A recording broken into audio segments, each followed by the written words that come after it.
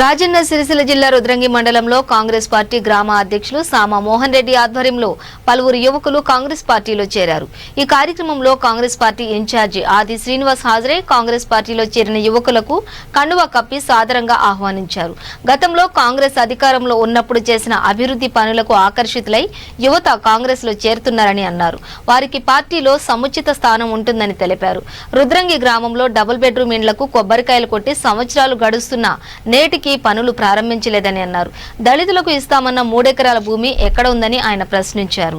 ఈ కార్యక్రమంలో మాజీ జెడ్పీటీసీ పొద్దుపొడుపు లింగారెడ్డి, రాజన్న సిరిసిల్ల జిల్లా కార్యదర్శులు చిలకల తిరుపతి, గడ్డం శ్రీనివాస్, నాయకులు తదితరులు పాల్గొన్నారు। ప్రజలకు ప్రభుత్వానికి మధ్యలో వారధిగా ఉండి ప్రజా సమస్యలను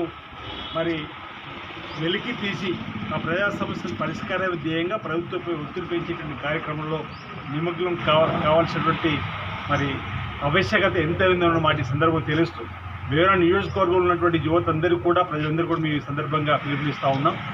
ఈ రాష్ట్రంలో పరిపాలిస్తున్నటువంటి కేంద్రంలో పరిపాలిస్తున్నటువంటి ప్రభుత్వాలు ప్రజా వ్యతిరేక విధానాలు అవలంబిస్తున్నాయి కాబట్టి ఈ ప్రభుత్వాలకు వ్యతిరేకంగా తెలంగాణ ఇచ్చినటువంటి కాంగ్రెస్ పార్టీని బలపరుస్తూ రాబో రోజుల్లో కాంగ్రెస్ పార్టీకి మద్దతును ఇవ్వవలసిందిగా ప్రజలందరూ కూడా విజ్ఞప్తి చేస్తూ ఉన్నాం।